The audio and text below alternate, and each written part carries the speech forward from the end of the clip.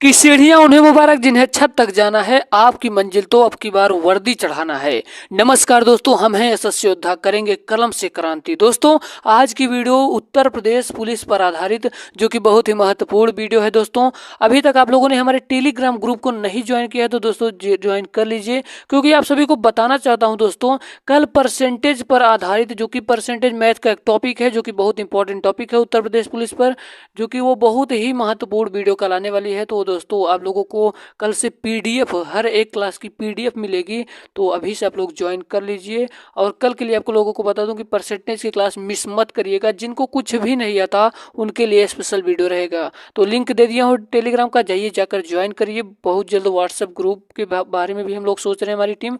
तो चलिए दोस्तों, आपका आज का पहला प्रश्न है कि भारत का संविधान पूर्ण रूप से तैयार हुआ था। तो दोस्तों, ऑप्शन दिया है 26 जनवरी 1950 को, कि 26 नवंबर 1949 को, कि 11 फरवरी 1948 को, कि इनमें से कोई नहीं। तो दोस्तों याद रखिएगा, जो भारत का संविधान है ये पूर्ण रूप से तैयार हुआ था 26 नवंबर 1949 को। ऑप्शन नंबर बी के साथ इसका राइट आंसर होगा आपका। दूसरा नंबर का प्रश्न दोस्तों, इसको जल्दी जल्दी आप लोग आंसर दीजिए। दूसरा नंबर का प्रश्न कह रहा है कि लोकसभा और राज्य विधानसभाओं के चुनाव में मतदान करने वालों की न्यूनतम आयु सीमा 21 वर्ष जो थी, इससे घटकर 18 वर्ष कब कर दी। तो दोस्तों याद रखिएगा, जो लोकसभा और राज्य विधानसभाओं में चुनाव में मतदान करने वाले न्यूनतम आयु 21 वर्ष से घटाकर 18 वर्ष कर दी गई। तो कब कर दी भैया? 61वें संविधान संशोधन के द्वारा 21 वर्ष से घटाकर सीधा 18 वर्ष पर कर दिया गया। कब? 61वां संविधान संशोधन के द्वारा। उम्मीद करता हूं ये दूसरा नंबर का प्रश्न भी समझ में आया होगा। अगर कहीं भी आपको डाउट लगे तो आप कमेंट बॉक्स में एक बार कमेंट जरूर करिएगा, क्योंकि हमारी टीम हर हमेशा एक्टिव रहती है। आपका 3 नंबर का प्रश्न है दोस्तों, बड़े ध्यान से सुनिएगा, ये सारे प्रश्न आए हुए प्रश्न हैं। निम्नलिखित शब्दों में से कौन से शब्द 42वें संवैधानिक संशोधन द्वारा प्रस्तावना में जोड़े गए हैं? तो दोस्तों याद रखिएगा, इसका राइट आंसर हो जाएगा कौन सा भैया? इसमें आप सभी को दिया है, इसमें आपको सही उत्तर का चयन करके कूटों के उपयोग से आपको बताना होगा। तो दोस्तों याद रखिएगा कि समाजवाद को जोड़ा गया था, पंथ निरपेक्ष को जोड़ा गया था, और संपूर्ण प्रभुत्व संपन्न को जोड़ा गया था 42वें संवैधानिक संशोधन द्वारा। दोस्तों किसको किसको जोड़ा गया था? समाजवाद को जोड़ा गया था, पंथ निरपेक्ष को जोड़ा गया था, और संपूर्ण प्रभुत्व संपन्न जोड़ा गया था, जबकि ग्राम स्वराज को नहीं जोड़ा गया था। तो चलिए कूटपाद के द्वारा हम लोग को आंसर बताना है दोस्तों, कूटों के द्वारा हमको उत्तर बताना है। तो दोस्तों आप सभी को बता दूं, इसमें कूटों के द्वारा ऑप्शन दिया है नीचे, तो पर यहाँ पर हम लोगों ने नहीं लिख पाया है दोस्तों, यहाँ पर पीडीएफ नहीं तैयार हो पाया है, तो कोई बात नहीं, आपको बता देते हैं। ऑप्शन बी वाला इसका सही होगा। बी में दिया था दोस्तों कौन कौन? समाजवाद और पंथ निरपेक्ष और संपूर्ण प्रभुत्व संपन्न। आप लोग याद रखिएगा इन चीजों को। फिर से समझा दे रहा हूँ कि 42वें संविधान संशोधन द्वारा प्रस्तावना में जोड़े गए थे क्या क्या? समाजवाद, पंथ निरपेक्ष और संपूर्ण प्रभुत्व संपन्न, जबकि ग्राम स्वराज नहीं जोड़ा गया था। प्रिय विद्यार्थी, आपका 4 नंबर का प्रश्न आपकी स्क्रीन के सामने है। कह रहा है कि हूणों ने भारत पर आक्रमण किया था। तो दोस्तों याद रखिएगा, जो हूणों ने भारत पर आक्रमण किया था तो कब किया था? बुद्धगुप्त के शासन काल में किया था, स्कंदगुप्त के शासन काल में किया था। किसने? हूणों ने भैया भारत पर आक्रमण कब किया था? तो स्कंदगुप्त के शासन काल में किया था। मैं इसलिए इतने धीमे धीमे पढ़ा रहा हूँ, ताकि बहुत सारे विद्यार्थी हैं जिनको समझ में नहीं आता तेजी से, तो मैं इसीलिए स्लो पढ़ा रहा हूँ आप लोगों को। तो अभी तक आप लोग दोस्तों अगर वीडियो को लाइक नहीं किया है तो लाइक कर दीजिए, और चैनल को अभी सब्सक्राइब कर दीजिए। ये आपके चैनल आपको सिलेक्शन के लिए जिम्मेदार होगा। अगला प्रश्न है कि बौद्ध, हिंदू और जैन शैलकृत गुफाएं पाई जाती हैं मेरे दोस्त। तो बौद्ध, हिंदू और जैन शैलकृत गुफाएं पाई जाती हैं, तो याद रखिएगा एलोरा में पाई जाती है। कहाँ पर भैया? एलोरा में पाई जाती है बौद्ध, हिंदू और जैन शैलकृत गुफाएं। हम लोग चलते हैं आपके अगले 6वें नंबर के प्रश्न की ओर। आपका 6वां नंबर का प्रश्न है, जल्दी से इसका आंसर बताएंगे हमारे हर भाई हर बहन हमारे शेर। आपका 6वां नंबर का प्रश्न है कि निम्नलिखित में से किस मुगल बादशाह ने सिजता के ईरानी शिवाज को समाप्त किया था? ऑप्शन है अकबर ने दोस्त, कि औरंगजेब ने, कि जहांगीर ने, कि शाहजहां ने। तो मेरे प्यारे विद्यार्थियों याद रखिएगा कि मुगल बादशाह ने सिद्धता के ईरानी रिवाज को समाप्त किया था। तो कब किया था? किसने किया था? शाहजहां ने किया था दोस्त, शाहजहां ने किया था। उम्मीद करता हूँ ये बिल्कुल बेहतरीन ढंग से आप सभी को समझ में आ रहा होगा। तो आप लोगों का यही ईमानदारी से है कि आप 2 लोगों को जरूर शेयर करिएगा दोस्तों, क्योंकि बहुत मेहनत लगा इस वीडियो को बनाने में। आपका 7 नंबर का प्रश्न कह रहा है कि पुर्तगालियों ने भारत में किस स्थान पर प्रथम दुर्ग का निर्माण किया था? तो पुर्तगालियों ने भारत में किस स्थान पर प्रथम दुर्ग का निर्माण किया था? तो दोस्तों याद रखिएगा कोचीन में। कहाँ पर भैया? कोचीन में क्या किया था? पुर्तगालियों ने भारत के दोस्तों प्रथम दुर्ग का निर्माण किया था, कोचीन में किया था। जबकि ये तीनों ऑप्शन आपके गलत हो जाएंगे। हम लोग चलते हैं अपने 8 नंबर के प्रश्न की ओर। कह रहा है कि शेष फरीद का सर्वाधिक ख्याति लब्ध शिष्य जिसने दिल्ली के 7 सुल्तानों का शासन देखा था वह कौन था? बहुत ही ज्यादा महत्वपूर्ण प्रश्न है दोस्तों। तो ये बहुत ही बार परीक्षाओं में आया था। तो याद रखिएगा जो शेख फरीद थे बाबा फरीद, इनके जो शिष्य थे निजामुद्दीन औलिया थे। निजामुद्दीन औलिया के शिष्य कौन? अमीर खुसरो थे दोस्तों। तो याद रखिएगा 7 मुल्तानों का शासक देखा था कौन? तो निजामुद्दीन औलिया। हम लोग चलते हैं अपने 8-9 नंबर के प्रश्न की ओर, जो कि अगला प्रश्न है कि जयपुर के महाराजा सवाई जयसिंह कौन भैया? जयपुर के महाराजा सवाई जयसिंह ने वेधशाला नहीं बनवाई थी, उज्जैन में नहीं बनवाई थी, कि मथुरा में नहीं बनवाई थी, कि वाराणसी में, कि इलाहाबाद? तो मेरे प्यारे विद्यार्थियों याद रखिएगा कि जो जयपुर के महाराजा सवाई जयसिंह ने वेधशाला इलाहाबाद में नहीं बनवाया था, तो यानी कि आपका डी नंबर वाला करेक्ट हो जाएगा। हम लोग चलते हैं अपने अगले प्रश्न की ओर। आपका 10 नंबर का प्रश्न आपकी स्क्रीन के सामने है। कह रहा है कि विश्व के फल उत्पादन में भारत का योगदान है। तो विश्व के फल उत्पादन में भारत का योगदान है दोस्तों, भारत का 15% योगदान है विश्व के फल उत्पादन में। उम्मीद करता हूँ ये चीजें बिल्कुल आसानी ढंग से आप सभी के समझ में रहे होंगे। अगर आपको कहीं भी डाउट लगता है तो आप कमेंट बॉक्स में कमेंट जरूर करिएगा, क्योंकि हम आपके कमेंट का इंतजार करते हैं बेसब्री से। आपका अगला प्रश्न है कि निम्नलिखित में से कौन सा एक सही सुमेलित नहीं है? तो दोस्तों जो राउरकेला उड़ीसा जो कि बिल्कुल सही है, जमशेदपुर झारखंड जो कि बिल्कुल सही है, जो कि दुर्गापुर पश्चिम बंगाल जो कि बिल्कुल सही है, परंतु दोस्तों भिलाई मध्य प्रदेश जो कि गलत है। जो भिलाई है दोस्तों ये कहाँ है? ये छत्तीसगढ़ में स्थित है, छत्तीसगढ़ में स्थित है। इन बातों को बड़े ध्यान से सुनिएगा और समझिएगा। आपका अगला प्रश्न है 12 नंबर का प्रश्न कह रहा है दोस्तों कि हगरी सहायक नदी है। जो हगरी सहायक नदी है ये कहाँ है भैया? भीमा की, कि गोदावरी की, कि कृष्णा की, कि तुंगभद्रा की? तो जल्दी से इसका जवाब सुनिएगा। जो हगरी सहायक नदी है ये तुंगभद्रा की है। ऑप्शन नंबर डी के साथ जाएगा इसका राइट आंसर। आपका 13 नंबर का प्रश्न कह रहा है कि रानी लक्ष्मीबाई, क्या भैया? रानी लक्ष्मीबाई बांध अवस्थित है, यानी कि जो रानी लक्ष्मीबाई बांध है ये कहाँ पर स्थित है आपसे पूछ रहा है।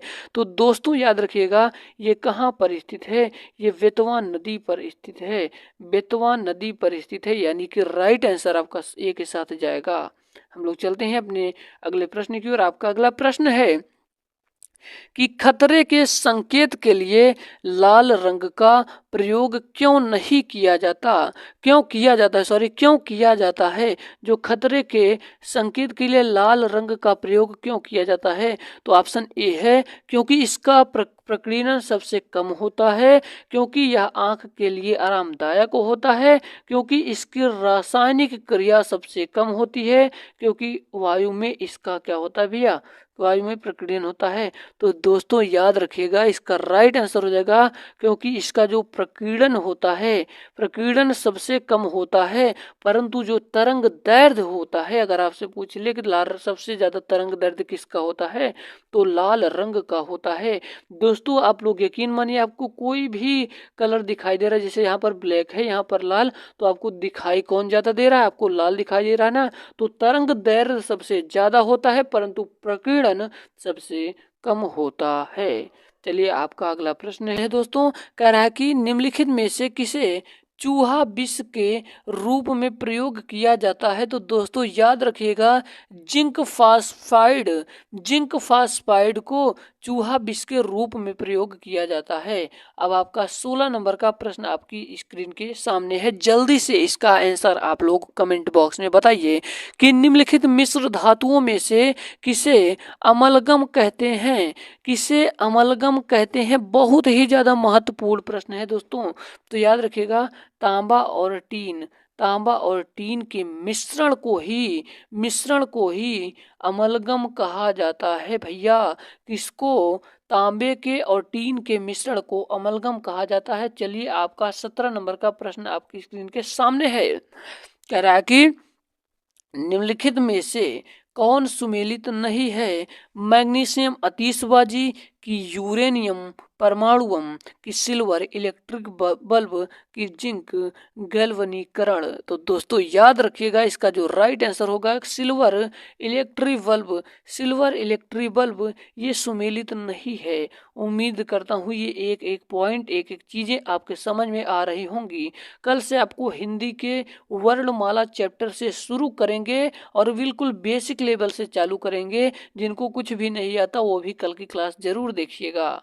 तो दोस्तों आपका प्रश्न है कि शरीर में अतिरिक्त ग्लूकोज भैया और ग्लाइकोजन में परिवर्तित होकर भंडारित रहता है। तो दोस्तों किसमें रहता है? यकृत में, यानी कि लीवर में स्थित रहता है। ऑप्शन नंबर बी के साथ सही होगा। आपका 20 नंबर का प्रश्न कह रहा है कि भारत में भैया केसर का सबसे बड़ा उत्पादक, भारत में केसर का सबसे बड़ा उत्पादक है। तो दोस्तों इस जो प्रश्न है बहुत बार परीक्षाओं में आया है। तो दोस्तों याद रखिएगा कि भारत में केसर का सबसे बड़ा उत्पादक है, तो इसका राइट आंसर हो जाएगा कश्मीर में है।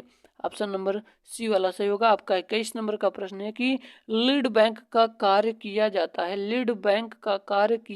है।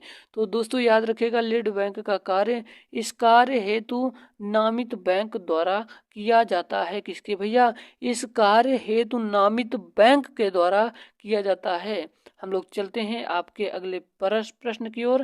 कह रहा है कि केंद्रीय सहकारी बैंकों का कार्य क्षेत्र है। तो केंद्रीय सहकारी बैंकों का कार्य क्षेत्र है दोस्तों, तो याद रखिएगा जनपद स्तर पर केंद्रीय सहकारी बैंकों का कार्य क्षेत्र है। आपका 23 नंबर का प्रश्न कह रहा है कि भारत में पर्यटन और होटल उद्योग का विकास किसका कार्य है? तो याद रखिएगा IAAT का कार्य है। उम्मीद करता हूँ, याद करिएगा ITDC का